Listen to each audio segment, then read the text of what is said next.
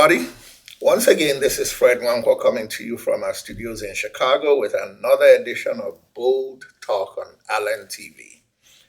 And as usual, I say to you good morning, good afternoon, good evening, and good night, depending on what part of the world you're in. But today I come back to say that it's a sad day for Nigeria. 8 months ago, Peter Obi, Dati Ahmed, and the Labour Party set out on a campaign that promised to change how politics is done in Nigeria.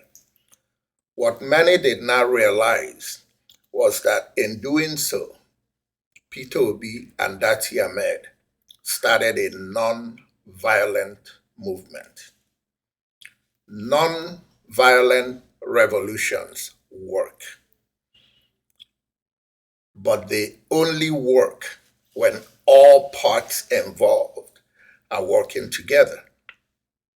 This movement is driven by Nigeria's youth and Nigeria's progressives across the board: Igbos, Yorubas, Hausas, Ibibios, Efiks, Edos, Middle Belters, all across the Nigeria. I'd like to share with you a non-violent revolution video. I categorically don't call for violence, but I unequivocally say that if these results don't represent what the people voted, Peter Obi owes it to his supporters, owes it to Nigeria's youth, not to accept the results of this election, but not to be violent about it. Let us respect the law, but we must reject the results of this election if INEC is not 100% transparent about how the results they announced came about and account for every glitch and every delay at every point of this election. That election that the world saw go in a certain direction on Saturday, turn around to give a certain result the day after. This is not time for Nigerians to be timid. And for Peter Obi, you cannot afford for these young people to be denied. It's not time to soften up and be politically correct in the interest of peace. Yorubas say, Bole yako ya. Igbos say, Nkeyemech ya metata. This is time to stand up and lead us, including me. But it must be non-violent, it must be peaceful, but it must be no stepping back. Right is right, wrong is wrong. Nigeria belongs to all of us. And if some people choose to live a lie and support a lie, that's their problem. But we must live the truth and fight for fairness if we must get fairness. Folks, I'm going to play you the non-violent video. In the meantime, let the record show that I'm not calling for violence, I'm calling for right. Please share this video. Make it go viral. Let's listen to the non-violent video and I'll come back on the other side. Can peaceful protest really make a difference? Research shows that between 1900 and 2006, campaigns of nonviolent resistance were more than twice as effective as their violent counterparts. Even in oppressive, authoritarian conditions, protesters can tailor their campaigns to succeed. When large, nonviolent groups of people organize concentrated methods like protests, along with dispersed methods like boycotts or strikes, even the most brutal regimes have trouble stifling the resistance indefinitely. Meanwhile, movements that opt for violence often unleash terrible destruction to their communities, usually without achieving their goals. Because citizens can choose to either show up or sit out to support peaceful campaigns, nonviolence allows all kinds of people to participate in some form. Nonviolence is inclusive across gender, age, race, and class divides, so nonviolent campaigns have been on average 4 times larger than violent campaigns, and lead to a better representation of the people, rather than just those in power. This presents not only a potential numbers advantage, but also a tactical one. While violent uprisings are mostly made up of able-bodied young men, nonviolent campaigns often include women, professionals, religious figures, or civil servants, and reduce the risk of violent crackdowns from security forces. So no matter where you live or who you are, your voice can be heard through nonviolent civil disobedience. And ensuring that all voices are heard, no matter the cause, is the only way to guarantee a truly civil society. Ladies and gentlemen, I'm going to conclude by showing you just a few videos, very short sound bites of what happened at polling places yesterday. Yes, we'll start out with Bola Ahmed Tinubu in London in a private meeting with his inner circle, telling them and teaching them how to rig elections by snatching the ballot boxes. And then you'll see the videos that follow as they followed his instructions in snatching ballot boxes and disrupting elections. Just watch. Fight for it. Grab it. Snatch it. Yes, sir. And run with it. Yes, sir. Jagaban. Jagaban. Yes,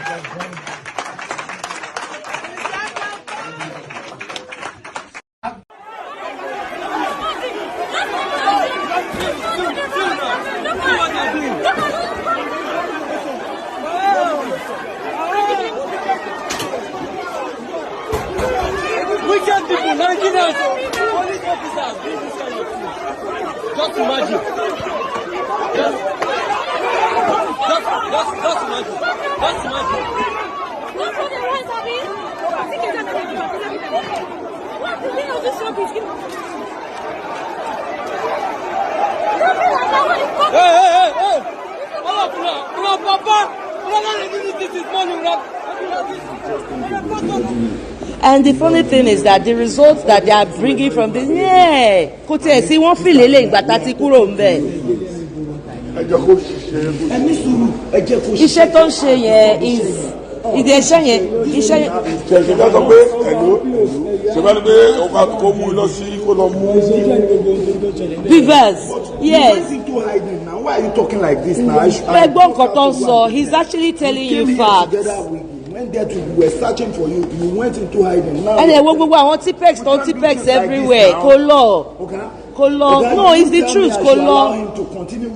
Yes, the thing he's doing is wrong because we are seeing the results here and not the results we had at the polling units. And he needs to stop what he's doing because he's now entering everything into the master sheet for the Beavers. Yes. Gbogbo nǹkan tẹ̀ ṣe yìí sí ó ti wà invalid already. Now lórí Beavers and then gbogbo result tó enter sí láti bàtà kátó wá síbi àti ṣe now. Just 2 units láti ṣe ń gbà yẹn. Yes, then wọ́n missing gbogbo result tó enter bí it's not what happened at the polling units. Kò lọ ẹja tiẹ̀ ṣe báyìí ẹja lo Beavers. Yeah, ẹja lo Beavers. No, but it's the truth. Ó lọ sọ because ó ti change result. Wo na ó ti change result. Gbogbo ẹ̀ a ti ń wò pé gbogbo kíní yìí sìn irọ́ ni. Gbogbo ẹ̀ irọ́ ni. Yes, we do. Bring it out and compare it with what is on the ground. It doesn't matter. The Beavers has the results. Let's go and get the Beavers.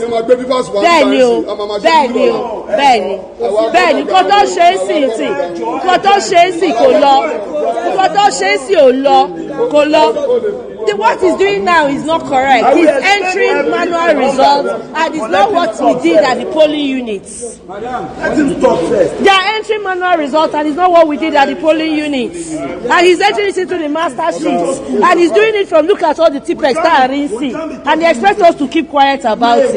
We told him to get the Beavers machine. Let's start entering from the Beavers, which is what we started doing from the other polling units. He says no. But look at all the Tipex we are seeing everywhere.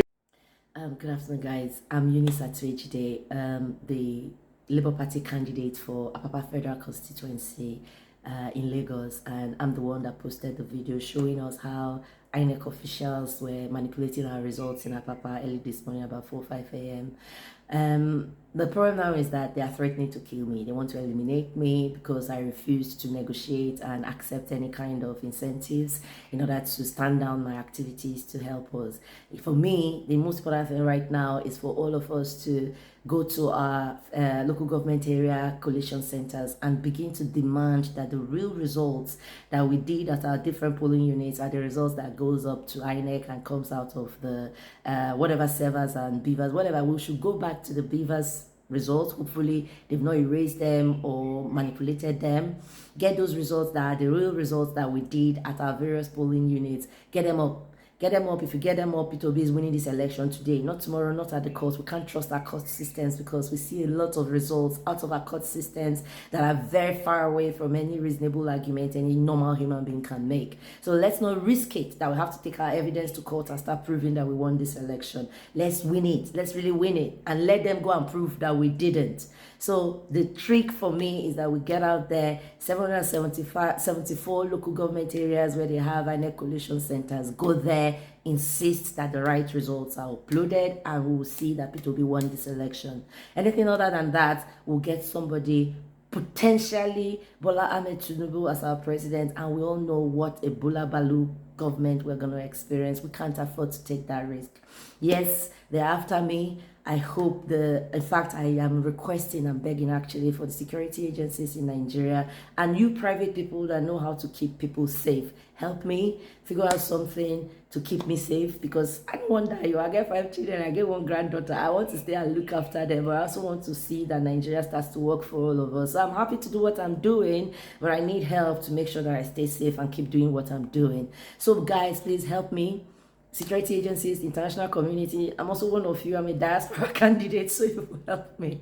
But in the meantime, please get out there, go to the 774 local government area coalition centers, insist that the results you all uploaded, you all signed, are the results that INEC publishes.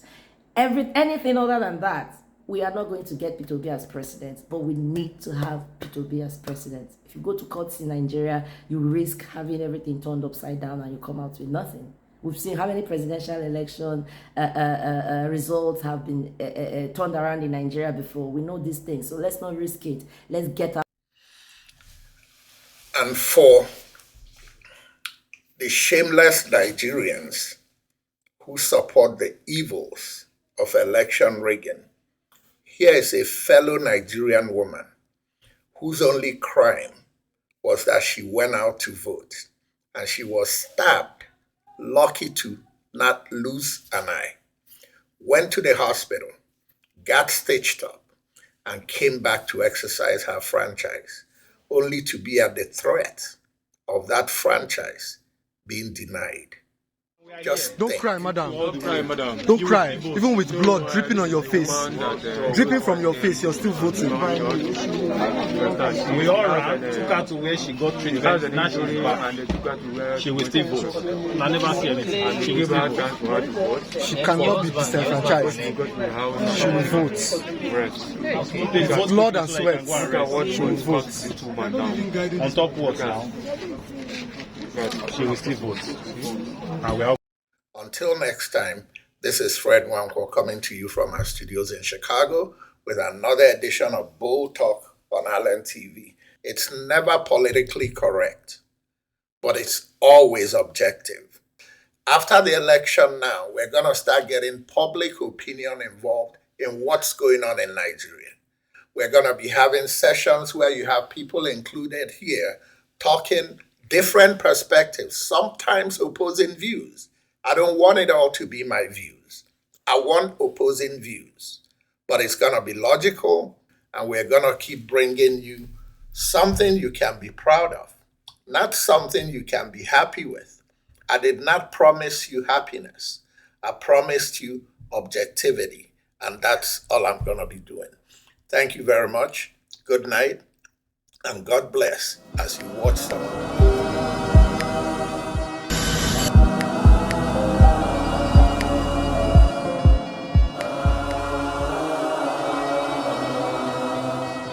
by the rivers of